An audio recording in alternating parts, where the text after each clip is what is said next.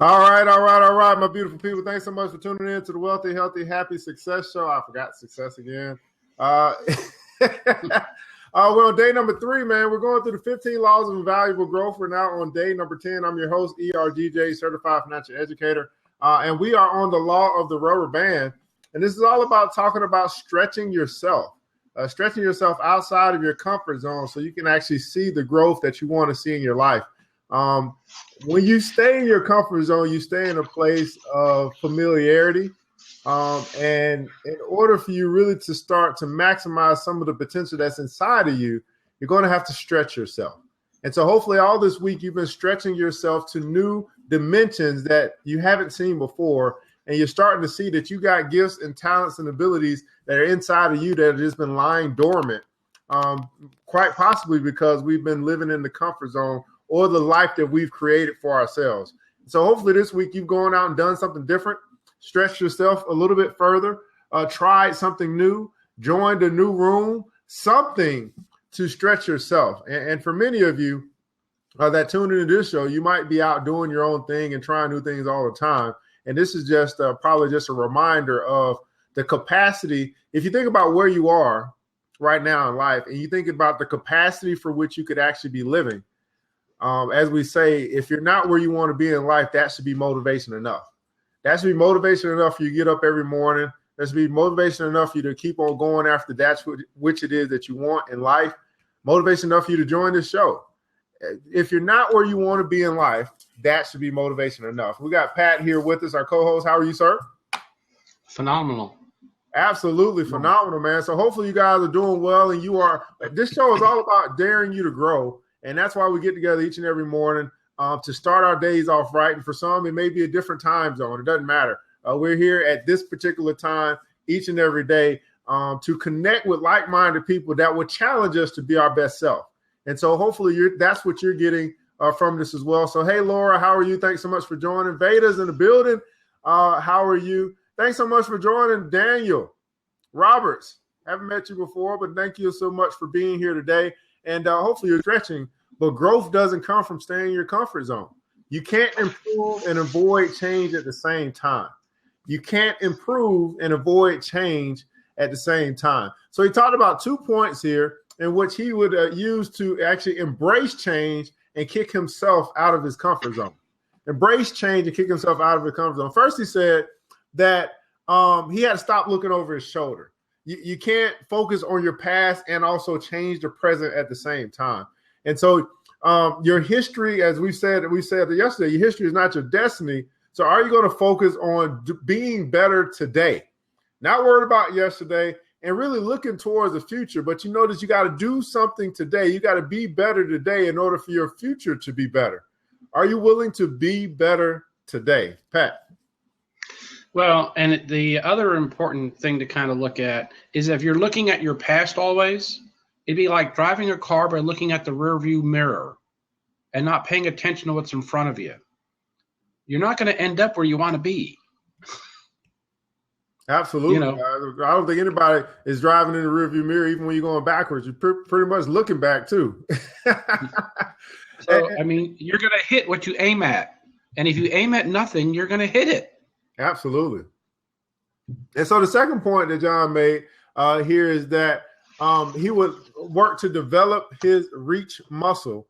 And so basically, in other words, you want to be kind of innovative in your approach to life. He says monotony is often rewarded being careful. If you want to grow and change, you must take risks. And in the clip we just watched, guys, he talks about that these different things that people call risky in life. And he said that, you know, if you think investing is risky, for example, then try not investing.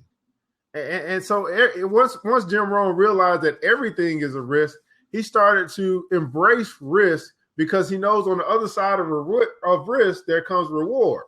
And so as you think about the things that you're doing in life, as you think about growth for yourself, you might be thinking, hey, if I grow, if I step outside of my comfort zone, that's risky. But the reality is if you don't step out of your comfort zone, that's risky. So you got to decide what risk you're willing to take. And there was this quote that I came across on a meme that said that for example, if you think that trying to be wealthy is trying to be wealthy is risky, then try being poor. Like, what is your level? Choose your risk today.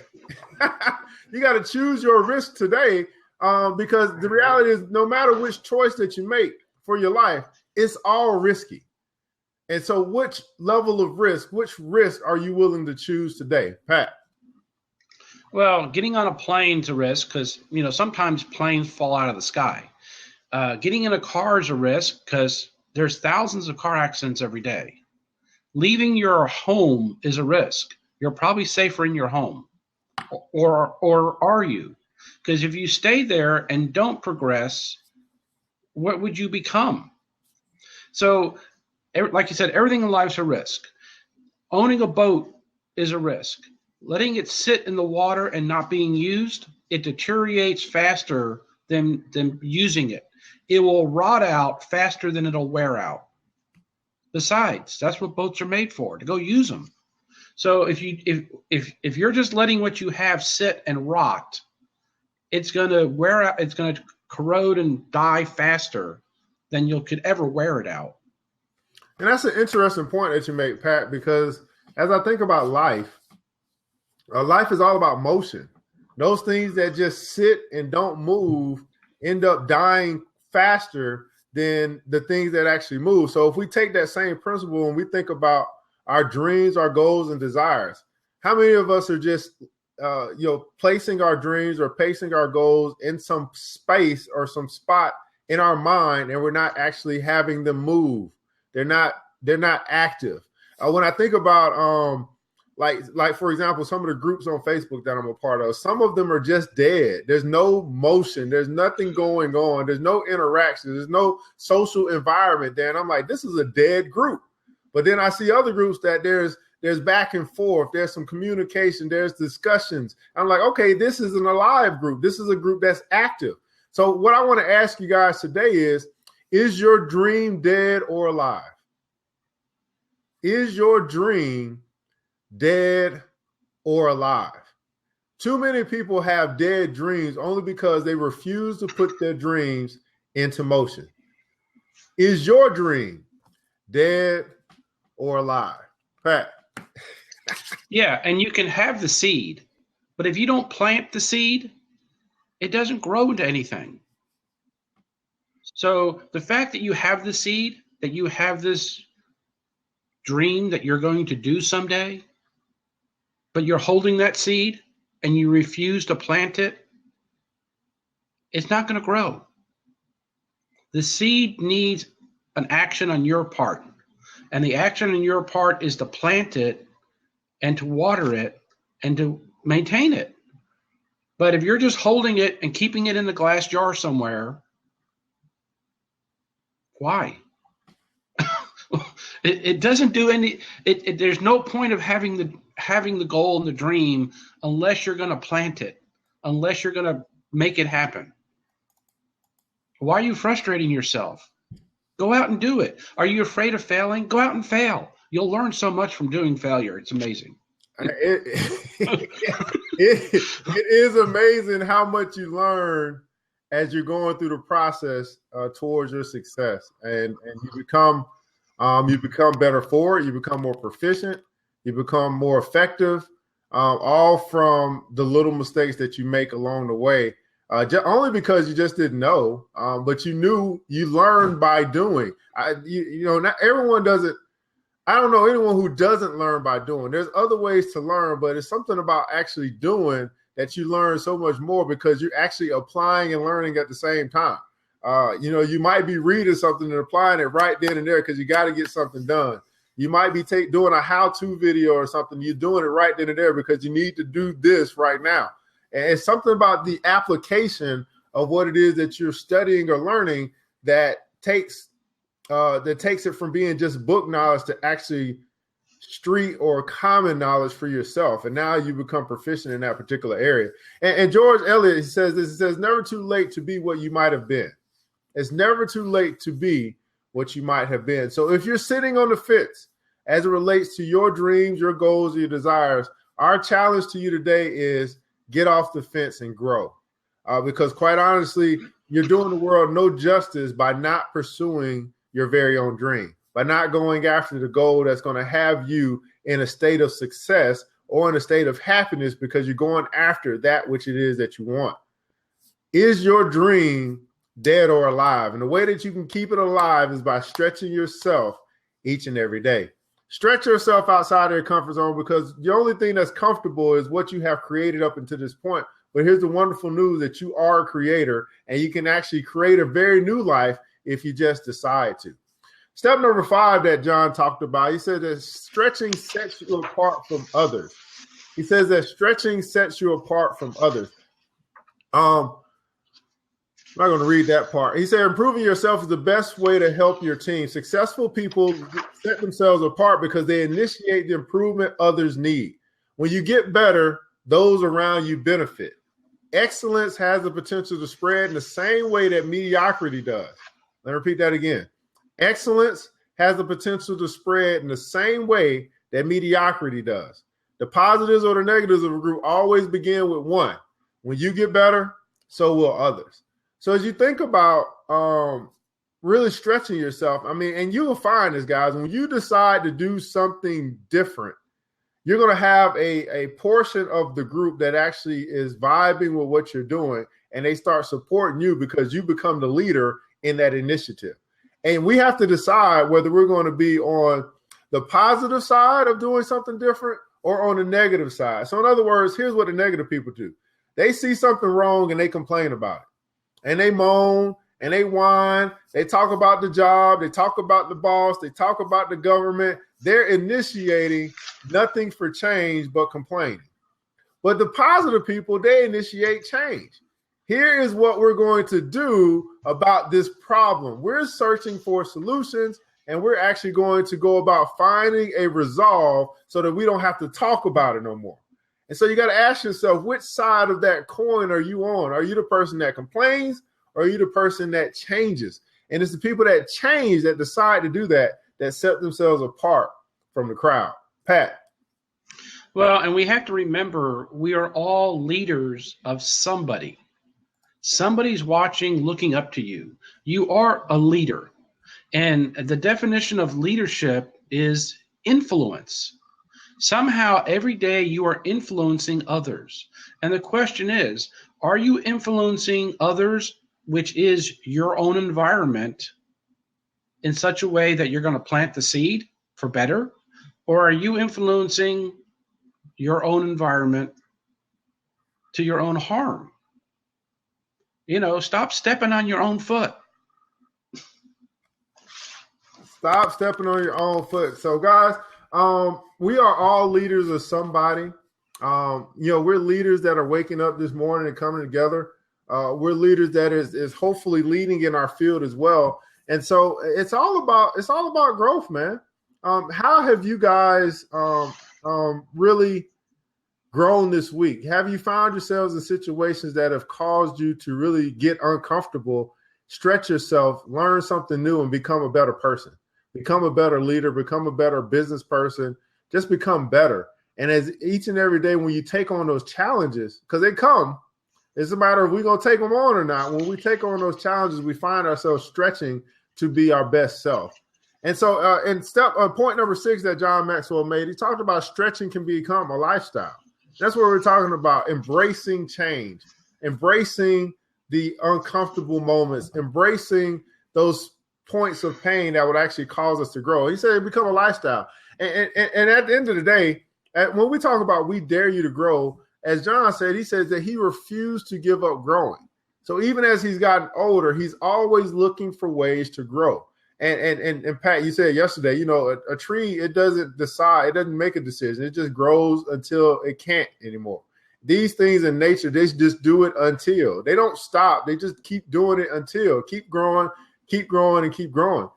And so here's the following words that he sums up how John feels. And I think we've heard this in this poem. It says, I'm not where I'm supposed to be. I'm not what I want to be, but I'm not what I used to be. I haven't learned how to arrive. I just learned how to keep going. I'll repeat that again. I'm not where I'm supposed to be. I'm not where I want to be, but I'm not what I used to be. I haven't learned how to arrive. I've just learned how to keep going. And have you learned how to keep going? Have you learned how to keep going? I surely have. I just keep going each and every day. I don't have an off button. I just keep going. Why not? Just keep moving forward. And eventually you're going to find yourself living the life that you want to live, accomplishing the things that you want to accomplish, all because you never stopped. You just kept going. Pat. Well, and that's where we end up building disciplines in our lives, right? So somebody who gets up and jogs every morning, after a while, it becomes an automatic. They automatically just go jogging every morning because that now becomes their lifestyle. Change happens whether you like it or not. You're not the same person you were yesterday. Another day has passed. Things have changed. You're a day older. You're going to be another day older tomorrow. It's going to happen. Change happens. Why people resist change makes absolutely no sense. So since change is going to happen anyway, and since you don't have a choice, change is happening, right? Society's marching on. Human knowledge doubles every 18 months. Things change. Where was Blab 18 months ago? It didn't exist, right? The phone you have today, where was that 2 years ago?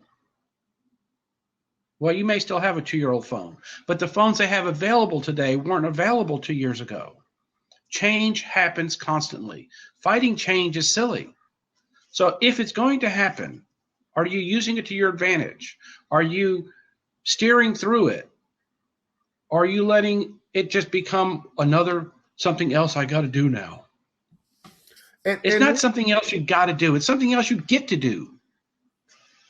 Yeah, as we talk about this embracing change, Pat, I think it's, let's talk about this thing a little bit, man, because in each one of your industries, there's change that is happening. Regardless of what industry you're in, there's change is happening. And so ask yourself, have you really embraced change? Now, here's an example I want to give you. As I'm thinking about, because I'm working on my website now, right? And when I really originally started my website, I was like, I just wanted a space, right? And it was like, oh, okay, I got a website, but it really wasn't. I pride myself in having dynamic, whatever it is that I do, it being dynamic. And so when I started my website, it was just like I really didn't care about it. It just was a website. But then I realized that it's important that I make my website important because this is the space that a lot of people are going to go to. It's a space that represents me. So when I started thinking about, okay, well, I don't want just a website. I want a website that is going to be relevant for the next 2 to 3 years. Because if I don't think like that, then my website is going to be outdated tomorrow. So I said, well, I got to push the envelope and I got to start working on getting a website that's going to be relevant at least for the next 2 to 3 years before I have to go and make it even more relevant. Why? Because change is happening with design. Change is happening with ability. Like websites now are mostly being accessed via the mobile phone. So I can't have a website that's not mobile friendly. And that's what the problem was. I had a website you can see on PC. When you go on the mobile phone, it looked like crap. I was like, that ain't going to work.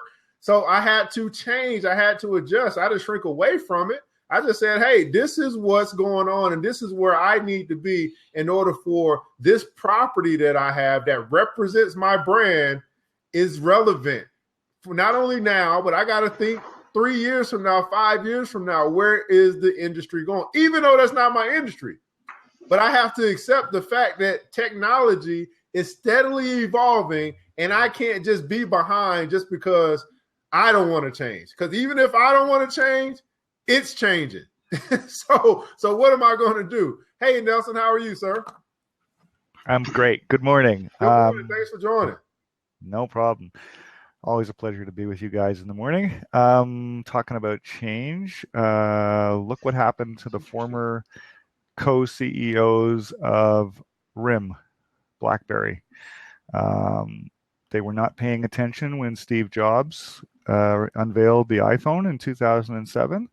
So much so that One of the co-CEOs had a mic stuck in his face by a television reporter and asked, "What do you think of this?" And he said, "I'm not afraid of this. Nobody wants all those toys and apps. Everybody wants a keyboard." Guess what? Statement came back to bite him in the you-know-what. He wasn't paying attention to business. They had the entire industry all to themselves because they invented the industry. And then Apple and Android came along and just took it away because they weren't paying attention. They were not paying attention to change. And that's what kind of happens, man. We see that all across the board, right? We see that with a whole bunch of different industries, a whole bunch of different companies that they don't embrace change and they find themselves being phased out of the market. These guys invented it. Yeah, they had the whole thing to themselves, and just because they were stubborn, they were overtaken. But that's very common, sadly, in society. People don't realize the gifts and the what they have. It's like the quartz watch, the digital quartz watch. Who invented that? I mean, you get it out of Asia, right, for nothing nowadays, right? When they first came out, the digital display watches, they were $300. Yeah. I remember the quartz, the digital display, they were red letters and all that. And they came out of Asia. But who invented the quartz watch? Yeah, I remember my father had one. A client of his gave it to him as a gift, and he was one of the ones walking around with this digital display on his arm, and everybody thought, "Wow, where'd you get that? It's pretty cool." Where'd you get that? Now they're $1 out of Japan, right? Yeah, or exactly. Out of China. But who invented the quartz watch? I couldn't tell you. The watchmakers did out of Switzerland. The Swiss made the watch. That's and right. They said, who would want, we don't want this, because they like the mechanical. So they sold it off. How many watches today are mechanical compared to how many are digital? Yeah. And how many people these days wear watches anymore? Except maybe you and me, who are a little older and old school. Everybody gets the time. Okay, I wear one. Everybody gets the time on their phones these days. Yeah. So everything went digital. And the Swiss didn't see that coming.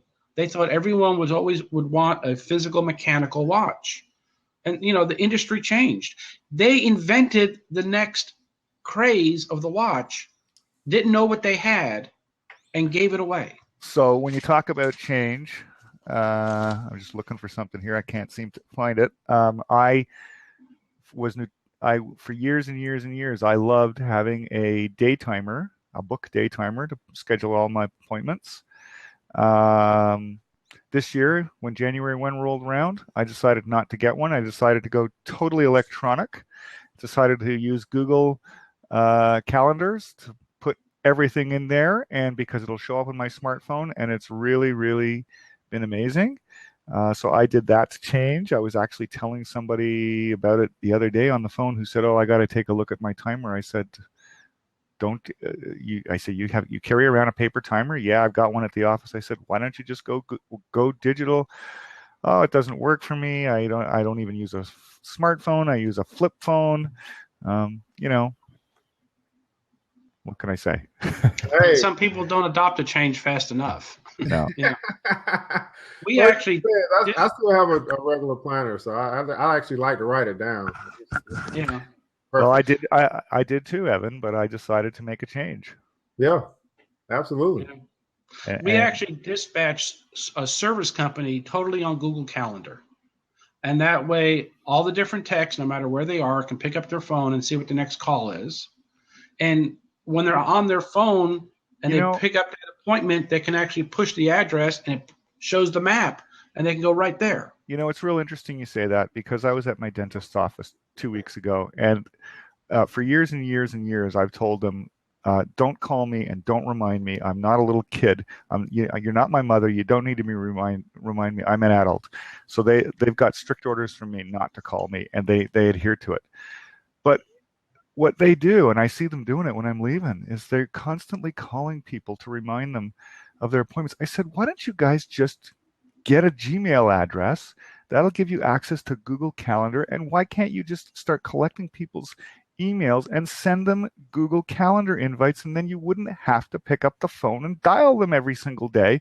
You would alleviate time and energy, and and it would you wouldn't have to call them. You would just it would be in there, and it would automatically go out. Oh, we don't know how to do that. Like, actually, they'd be better off doing texting, but that's okay. Okay, it's like well, that would be because everyone lives on their phone now. Yeah, I think it would have made a lot of sense for them to go, well, not everybody has a smartphone. Some of our older patients. So I said, for the ones that you've got exceptions to, you make a list. But for everybody else, send them a Gmail calendar invite. And you won't have to, and most of the time when you're dialing them anyways, you're not reaching them, you're leaving a voicemail. So yeah, man. My friend, I got a friend in New York who I've told you about. If you dial his cell number, he's got strict instructions. He thinks that voicemails are absolutely evil. If you leave one, he will not answer it. He said there are much better ways to get a hold of me. Email me, text me, do this. I'm on all the socials. Get a hold of me that way. Do not leave me a voicemail or I will not return it. So that's interesting. Well, just being accessible, having all the different ways for people to get in contact with you. I asked this question the other day to my group. I asked them, what's the best way to communicate with you?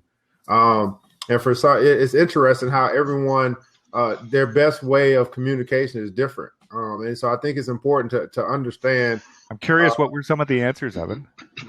Well, we can do that same thing here. So if I were to ask everyone that's here, we got 8 people that are watching right now, including the host. What is your best form of communication? In other words, what's the best way in which you would like people to get in contact with you, or if you would like to communicate with other people? Now, it's interesting. I'll wait on you guys to answer in the chat below, but it's that too has changed, Nelson. I think, we moved from the area of people saying, hey, phone is the best way to get in contact with me. Not anymore. And then it used to be email. So what's the best way for people to communicate with you? In other words, when someone reaches out to you this way, this is the most proficient way for them to get a response. I can tell you. For me, it doesn't matter because I've got voicemail to email. So if somebody leaves me a voicemail, it automatically turns into an email and it'll find me on my phone. So I don't care whether it's a phone call, email, or text. All of the above is good for me. That's my answer. Well, you're saying basically that email is the best way, because if you don't answer your phone, you're saying it goes to your email. So email is the best way to get it does. So then it's it follows me, because if I'm out and a call comes into my office, I've got it set up, voicemail to email. So it'll tell me I can pick up that message as an attachment to an email and listen to it, listen to the MP3 and return the call if I choose to, or if someone wants to send me a text. It doesn't matter. All of the above works for me. I'll do it all. I don't care. What about you, Pat? Well, statistically, texts are read, and over 50% of emails never even opened. So 90-something% of text are opened within a minute. Texts are way faster. Yeah, I totally agree. And the other problem is I get literally hundreds of emails a day that I trash automatically, and I don't read. There's no way I can read them all, right?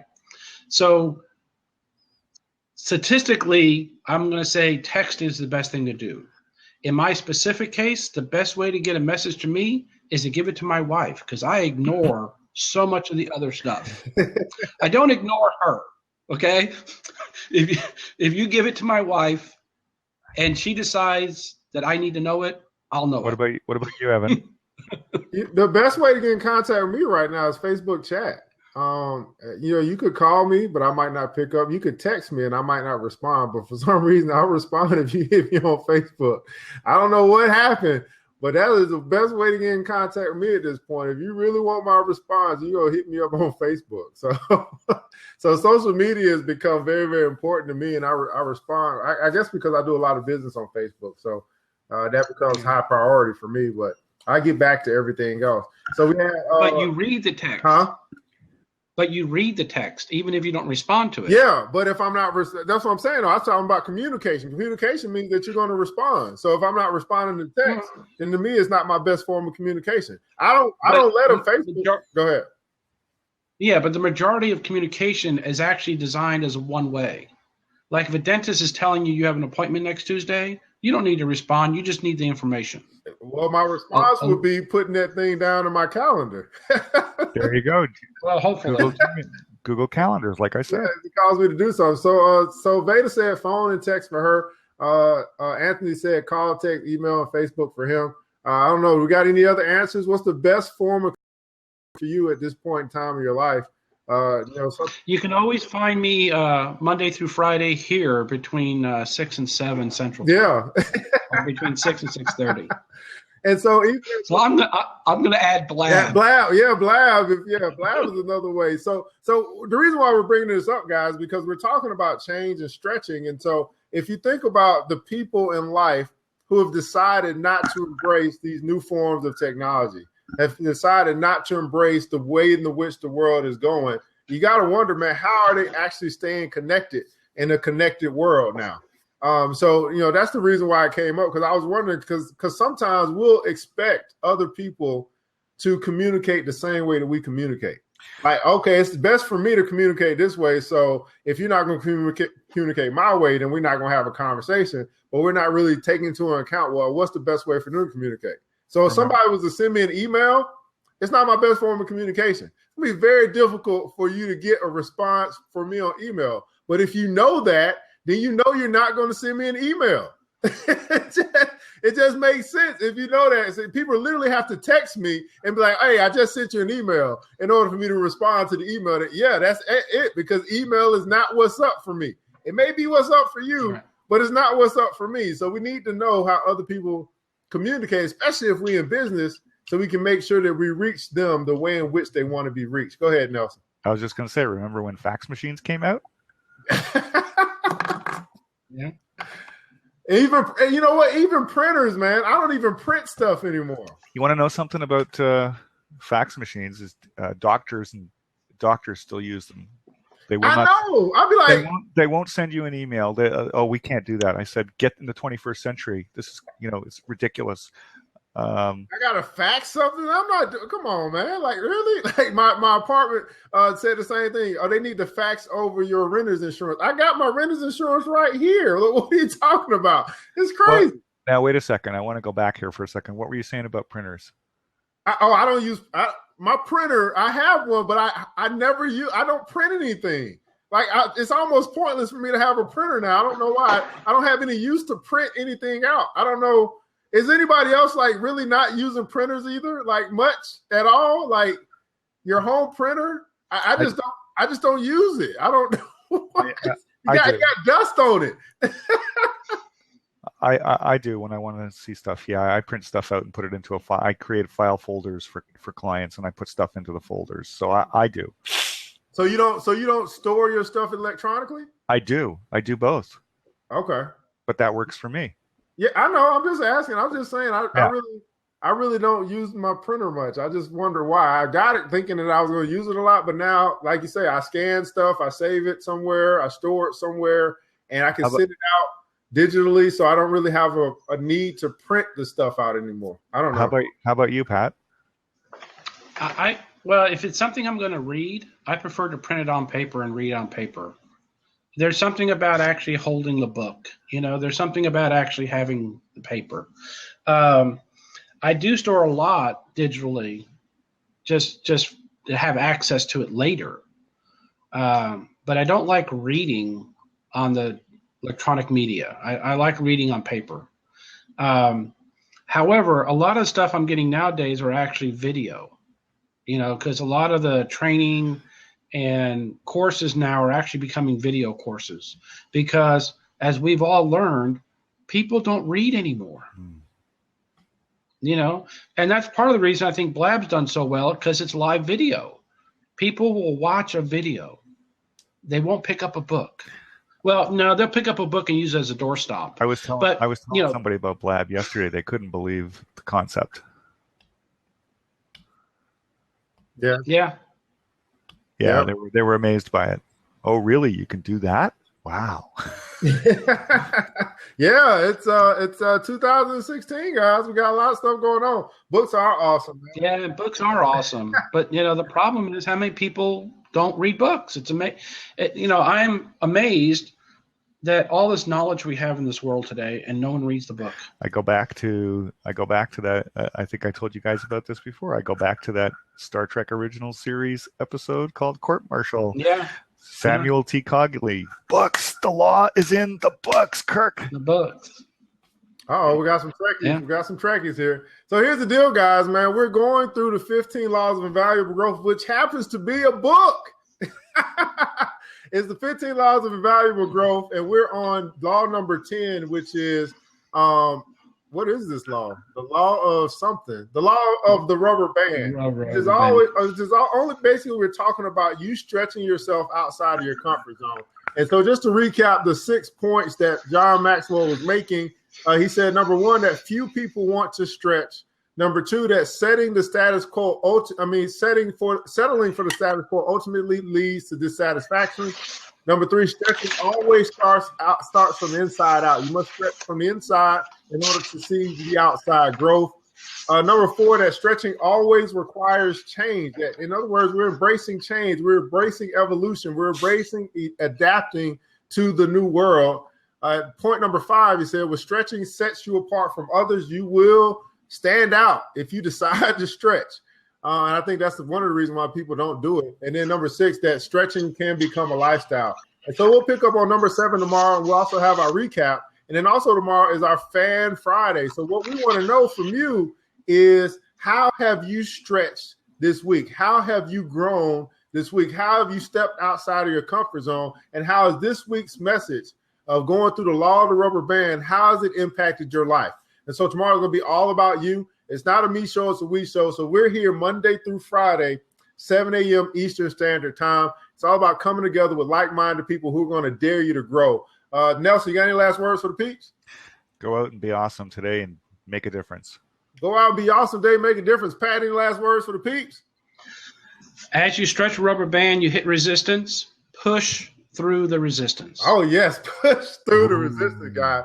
Hey, here's the deal, guys. Go out today and be awesome, be great, be wealthy, be healthy, be happy, be of good success.